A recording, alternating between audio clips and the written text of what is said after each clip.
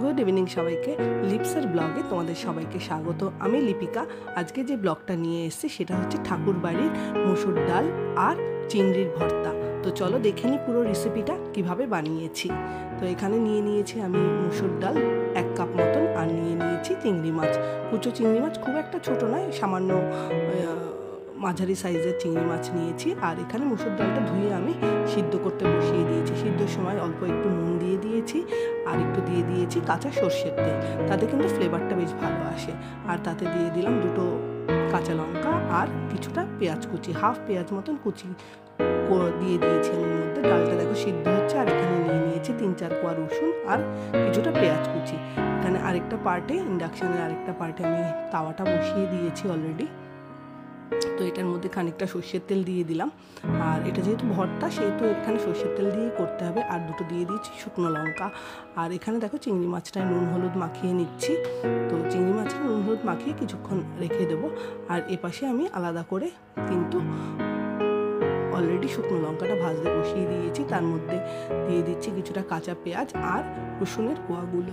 তো রসুনের পুরো ব্যাপারটাই কিন্তু খুব ভালো করে ভাজা ভাজা হবে। যতক্ষণ না পেঁয়াজ বা রসুনের কাঁচা গন্ধটা যাচ্ছে ততক্ষণ অবধি কিন্তু এটা আমি ভাজছি। আর এখানে ডালটা দেখতে পাচ্ছ, জলটা যতক্ষণ না শুকাবে ডালটা কিন্তু ততক্ষণ অবধি সিদ্ধ করতে হবে।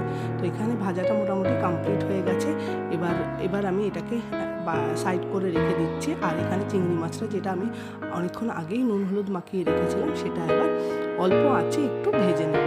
তো কেন আমি ভেজে নিচ্ছি, এখানে কিন্তু চিংড়ি মাছটা কাঁচা তো খাওয়া যাবে না, তো একটু সাঁতলে নিতে হবে। আর চিংড়ি মাছ যেহেতু বেশি ভাজলে স্টিফ হয়ে যায়, সেহেতু গন্ধটাও থাকে না, আর এটা কিন্তু অতটা অবধি ভাজা যাবে না। আর এবার পুরো ব্যাপারটাই কিন্তু ভালো করে আমি আরেকটু নেড়ে চেড়ে নিয়ে নিলাম। এবার আমি ইন্ডাকশানটা বন্ধ করে, এদিকে আমার ডালও মোটামুটি হয়ে গেছে। তো ডালটাও আমি বন্ধ করে দিয়েছি ইন্ডাকশান। আর এখানে আমি শিলনোড়া নিয়ে নিয়েছি। ঠাকুর বাড়ির যেহেতু, হ্যাঁ তোমরা এটা মিক্সিতেও করতে পারো, তবে ঠাকুর বাড়ির যেহেতু ভর্তা, আর ভর্তা কিন্তু শিলনোড়াতে বাটলেই বেশি ভালো লাগে দেন মিক্সার গ্রাইন্ডার। তো দেখতেই পাচ্ছ এখানে পুরোটাই কিন্তু আমি হাতে শিলনোড়ায় বেটে নিচ্ছি। এভাবে করে পুরো ব্যাপারটাই কিন্তু এভাবে বেটে নিতে হবে। তো অল্প অল্প করে এগিয়ে বেটে নিচ্ছি। তো পাশে কিন্তু ডালটা অলরেডি আমার হয়ে গেছে। এটা আমি একটা বইতে দেখেছিলাম রান্নাটা, তো তখন থেকেই ভাবছিলাম করব। আর করব যখন রান্নাটা, তখন তোমাদের সাথে শেয়ার না করে পারি। চলো, মোটামুটি দেখো আমি কিন্তু খুব মিহি করে বাটিনি, একটু চিংড়ি মাছটাও যেন মুখে পড়ে সেরকমভাবে রেখেছি। আর পুরোটাই কিন্তু এভাবে করে আলাদা করে আমি তুলে নিচ্ছি। হ্যাঁ, তোমরা চাইলে এই শিলনোড়ার ভেতরেই কিন্তু ডালটার সাথে মিশিয়ে নিতে পারো। আমি সেটা করিনি, আমি শিলনোড়া থেকে ভালো করে কাছিয়ে পুরোটা তুলে নিয়েছি। এখানে আমার ডালটাও সিদ্ধ হয়ে গেছে, ডালটার জলটাও শুকিয়ে গেছে। আর এখানে এই যে শিলনোড়ায় বাটলাম যে পাটটা, সেটা আমি রেখে দিয়েছি। আর এখানে একটা থালা নিয়ে নিয়েছি, তার ভেতরে ডালটা এবার দিয়ে দেবো। আর পুরো ব্যাপারটা, ডালটা দেখো, ডালটা থেকে এখনও ধোয়া বেরোচ্ছে। আর হাতে ভীষণ লাগছিল, এই কারণে বলেছেন, দেখতেই পাচ্ছ ধোয়া বেরোচ্ছে। এরপর ওই বাটা পুরো জিনিসটা কিন্তু আমি ডালের সাথে মিশিয়ে নেব।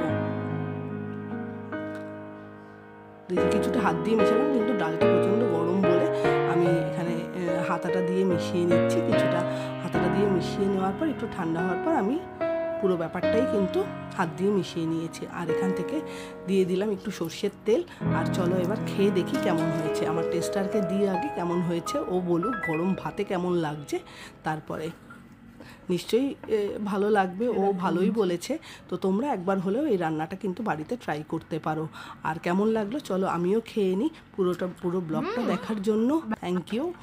আর অবশ্যই বাড়িতে বানালে অবশ্যই কিন্তু আমাকে জানাবে কেমন হয়েছে, আর গরম ভাতে খেতে কেমন লেগেছে। সবাই ভালো থেকো, সুস্থ থেকো।